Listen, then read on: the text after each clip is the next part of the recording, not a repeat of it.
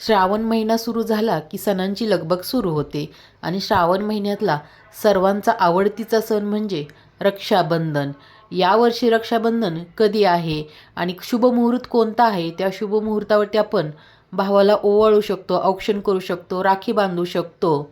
त्याबरोबर राहू काळ, भद्रा काळ हे कधी आहेत ते वगळून आपल्याला रक्षाबंधन करायचे आहे. त्याचबरोबर औक्षणाचं ताट कसं तयार करावं, ताटामध्ये कोणकोणत्या वस्तू घ्यायला हव्यात आणि आपण सुपारीने किंवा सोन्याच्या अंगठीने ओवाळत असतो ते किती वेळेस ओवाळलं पाहिजे, कोणत्या दिशेने ओवाळलं पाहिजे. त्याचबरोबर पौर्णिमा तिथी कधी आहे आणि आपण पौर्णिमेला सत्यनारायण करत असतो तो कधी करायचा आणि नवीन कोणाला सत्यनारायण करायचं असेल तर ते पण या पौर्णिमेपासून सुरू करू शकतात का, याबद्दलची संपूर्ण माहिती या व्हिडिओ सांगणार आहे. तर व्हिडिओ शेवटपर्यंत नक्की पहा.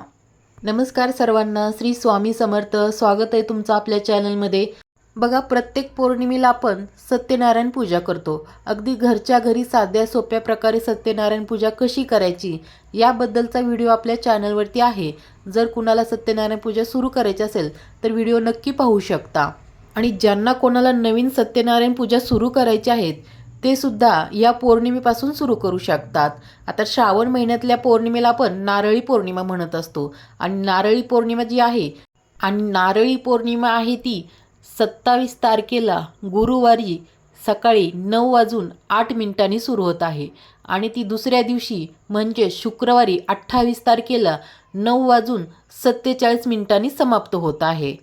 आता प्रश्न असा आहे की सत्यनारायण कधी करायचे, तर तुम्ही सत्यनारायण पूजा गुरुवारी संध्याकाळी प्रदोष काळातही करू शकता किंवा मग सूर्याने पाहिलेली पौर्णिमा जी आहे ती शुक्रवारी आहे, म्हणजे शुक्रवारसुद्धा पूर्ण दिवस पौर्णिमेचा धरला जातो. त्यामुळे तुम्ही शुक्रवारच्या दिवशीसुद्धा पूजा करू शकता. पण सत्यनारायण पूजा आपण प्रदोष काळात करत असतो, त्यामुळे तुम्ही गुरुवारी संध्याकाळी केली तरी चालेल आणि तुम्हाला शक्य नाही झालं तर तुम्ही शुक्रवारीसुद्धा करू शकता. आणि यावर्षीची राखी पौर्णिमा जी आपण साजरी करणार आहोत ती म्हणजे 28 तारखेला वार शुक्रवार रोजी रक्षाबंधन साजरं करायचं आहे. तर रक्षाबंधन म्हणजेच भावाला राखी बांधण्यासाठी शुभ मुहूर्त कोणते आहेत ते आपण पाहूया. तर राखी बांधण्यासाठी सकाळी जो शुभ मुहूर्त आहे तो आहे सकाळी 6:36 पासून 9:45 त्यानंतरचा अभिजित मुहूर्त आहे तो म्हणजे 12:03 पासून ते 12:53 आणि त्यानंतर संध्याकाळचा शुभ मुहूर्त आहे तो म्हणजे 7:43 पासून तो 9:30 या 3 शुभ मुहूर्तांपैकी तुम्ही कोणत्याही शुभ मुहूर्तामध्ये आपल्या भावाला राखी बांधू शकता. याच्या व्यतिरिक्त तुम्ही दिवसभरामध्ये कधीही रक्षाबंधन साजरं करू शकता. फक्त आपल्याला राहू काळ आहे तो वगळून रक्षाबंधन करायचं असतं. राहू काळामध्ये शुभ काम केलं जात नाही. तर बघा, 28 तारखेला राहू काळ जो आहे तो सकाळी 10:54 पासून ते 12:02 राहू काळ असणार आहे. आपल्याला या राहू काळामध्ये कोणतंही शुभ काम करायचं नाही, म्हणजेच रक्षाबंधनसुद्धा साजरं करायचं नाही. याचबरोबर बघा, आपण 2-3 वर्षापासून ऐकत आलेलो आहोत की भद्रा काळात पण रक्षाबंधन करत नाहीत. तर या वर्षीचा भद्रा काळ जो आहे तो सकाळी सूर्योदयाच्या अगोदरच समाप्त होत आहे. त्यामुळे तुम्ही 28 तारखेला राहू काळ वगळता दिवसभरामध्ये कधीही रक्षाबंधन साजरं करू शकता. पण त्याचबरोबर मी जे तुम्हाला शुभ मुहूर्त सांगितलेले आहेत, जे दिवसभरामध्ये 3 शुभ मुहूर्त आहेत, त्या शुभ मुहूर्तावरती जर तुम्हाला शक्य असेल तर तुम्ही त्या मुहूर्तामध्येच रक्षाबंधन करा. आता बघा, रक्षाबंधनसाठी आपल्याला ताट तयार करायचं आहे, औक्षणाचं ताट. तर यामध्ये मी दिवा घेतलेला आहे, म्हणजेच निरांजन घेतलेलं आहे. त्या 2 वातीची 1 वात करून निरांजन इथं ठेवलेलं आहे मी, त्यामध्ये तेल घातलेलं आहे. आणि आपल्याला कुंकू घ्यायचं आहे, म्हणजे आपण गंध जो लावतो भावाला त्याच्यासाठी कुंकू घ्यायचं आहे. अक्षदा घ्यायच्या आहेत. अक्षता अगदी थोड्याच वापरायच्या आहेत आणि अक्षदा कधीही कोरड्या नाही ठेवायच्या, त्यावरती कुंकू टाकून घ्यायचं आहे. त्याबरोबर तुम्ही मिठाई घेऊ शकता, साखर घेऊ शकता किंवा काही तुम्ही मिठाई आणाल ते ठेवू शकता. त्याबरोबर आपल्याला अंगठी, म्हणजे अंगठी नसेल तर कोणताही सोन्याचा एखादा दागिना म्हणजे कानातलं वगैरे, आणि सुपारी.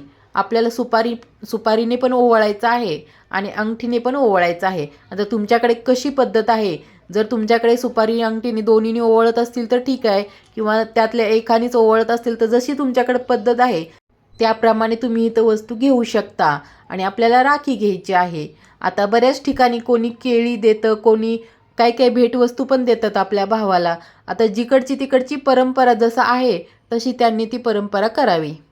तर औक्षणासाठी बसताना आपल्याला भावाचं तोंड पूर्वेला असावं किंवा पश्चिमेला असावं. आणि म्हणजेच भावाचं तोंड पूर्वेला असेल तर बहिणीचं पश्चिमेला येईल, या प्रकारे बसायचं आहे. उत्तर आणि दक्षिणेला तोंड करून कोणीही बसायचं नाही. म्हणजे जरी उत्तरेला एकाचं तोंड असेल तर दुसऱ्याचं दक्षिणेला येणार आहे. त्यामुळे पूर्व पश्चिमच बसायचं आहे. बसण्यासाठी तुम्ही पाठ घ्या, किंवा जर तुम्ही खुर्चीत सोफ्यावर जरी बसलात तरीसुद्धा छोटीशी तरी समोर रांगोळी काढा, कारण रांगोळीला खूप महत्त्व असतं. त्याचबरोबर भावाला टोपी किंवा रुमाल द्या डोक्यावरती. नंतर कुंकवानी टिळा लावा भावाला, थोड्याशा अक्षदा टाका. आणि आपण जी सुपारी किंवा अंगठी, आता कोणी दोन्ही एकसाथ ओवाळतं किंवा कोणी वेगवेगळं ओवाळतं, तर ते कसं ओवाळायचं आहे. तर पहिल्यांदा आपल्याला, आपण जर दोन्ही एकसाथ घेतल्या वस्तू सुपारी आणि अंगठी, तर ती आपल्याला, तर भावाच्या चेहऱ्यासमोर आपल्याला सुपारीनी अंगठीनी पूर्ण जसं घड्याळाचे काटे फिरतात त्या दिशेने पहिल्यांदा फिरवायचं आहे. नंतर उलट्या दिशेने फिरवायचं आहे. आणि त्यानंतर एकदा परत पहिल्यासारखं, म्हणजे जसे घड्याळाचे काटे फिरतात त्याप्रमाणे, म्हणजे सुलट्या बाजूने एकदा फिरवायचं आहे.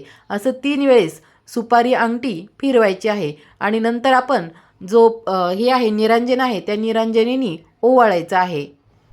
आणि नंतर भावाला राखी बांधायची आहे. आणि तुम्ही जे स्वीट घेतलेलं आहे, साखर म्हणा काही मिठाई, ती भावाला चारायची आहे. आणि तुम्ही नमस्कार करू शकता, भावाचा आशीर्वाद घेऊ शकता. तर अशा प्रकारे आपल्याला बहीण भावाच्या गोड नात्याचा सण म्हणजेच रक्षाबंधन हा सण साजरा करायचा आहे.